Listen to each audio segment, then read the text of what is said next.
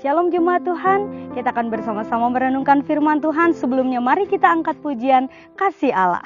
Kasih Allah amat besar yang tak dapat kukiskan, lebih tinggi dari bintang, lebih dalam dari lautan.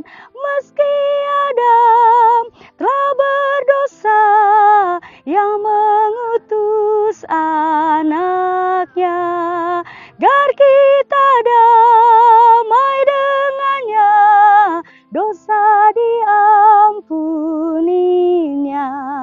Kasih Allah tak terduga, tinggi, dalam, dan luas, tetap teguh, tak berubah, sampai selama-lamanya.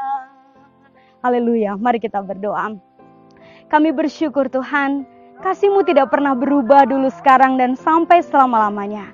Teguhkan kami kembali dengan kebenaran firman Tuhan, agar semakin hari kami semakin bertumbuh ke arah Kristus. Hanya di dalam nama Tuhan Yesus, kami siap mendengarkan firman Tuhan. Amin.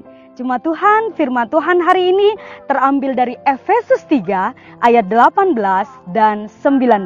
Demikianlah firman Tuhan.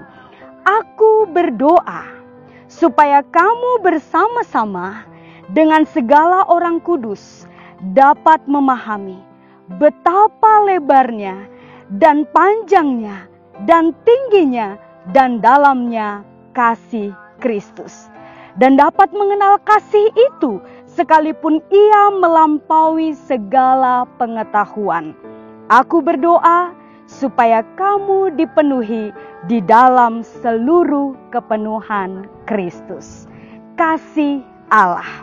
Saudara-saudariku yang terkasih, dalam keadaan terpuruk, dalam keadaan sakit, dalam keadaan takut, dalam keadaan gelisah, dan dalam keadaan penuh pergumulan dan kesulitan, hati orang percaya berpeluang menjadi pahit dan mulai meragukan kasih Tuhan.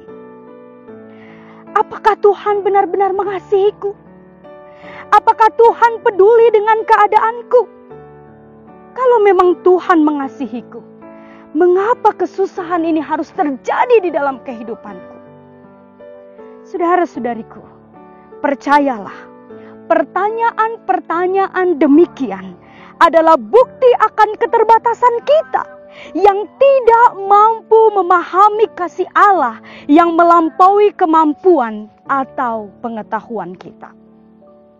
Saudara-saudari mungkin pernah melihat kejadian seperti ini. Seorang anak kecil yang sedang sakit, ketika dibawa oleh papa dan mamanya ke dokter, pada saat itu harus disuntik atau diberi obat.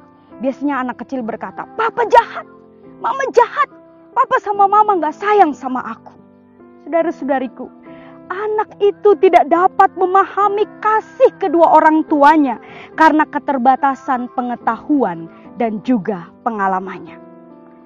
Bukankah kita pun sering berlaku demikian di hadapan Tuhan?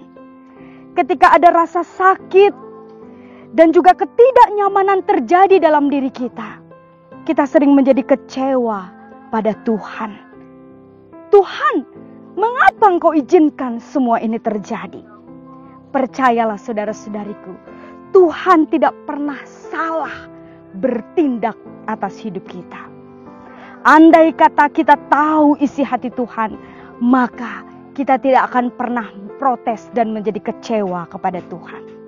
Karena itu doa Paulus kepada umat, doa Paulus bagi umat di Efesus, dan juga menjadi kebutuhan bagi setiap umat percaya di masa kini demikian. Agar umat Tuhan dapat memahami betapa lebarnya dan dalamnya dan panjangnya dan tingginya kasih Kristus, dan agar umat mengenal kasih itu. Pengenalan dan pemahaman tentang kasih Kristus dapat terjadi ketika umat Tuhan mengalami kepenuhan Kristus. Maka penuhilah pikiran kita dengan Kristus setiap hari. Penuhi hati kita dengan Kristus setiap hari. Dan penuhi bibir atau perkataan kita dengan perkataan-perkataan Kristus setiap hari. Sehingga kita dapat berpikir seperti Kristus berpikir dan mengasihi seperti Kristus mengasihi kita. Percayalah, kasih Allah pada kita tidak pernah berubah, dulu, sekarang, dan sampai selama-lamanya. Kiranya kita memahami kasih itu hari demi hari, dan kita tetap tinggal di dalam kasih Allah, dan juga membagikan kasih Allah bagi sesama kita. Tuhan beserta kita. Mari kita berdoa. Kami bersyukur Tuhan, Engkau tidak pernah berubah dulu, sekarang, dan sampai selama-lamanya. Meskipun berkali-kali kami sering mengecewakan Engkau, kami menyakiti hati-Mu Bapa, namun Engkau tetap mengasihi kami dengan kasih-Mu yang luar biasa. Jaga kami dalam kasih-Mu Tuhan, dan ajar kami untuk memahami kasih-Mu yang luar biasa dalam hidup kami. Terpujilah nama-Mu Bapa. Mulai saat ini kami ingin berpikir dan mengasihi seperti Kristus berpikir dan juga mengasihi kami semua.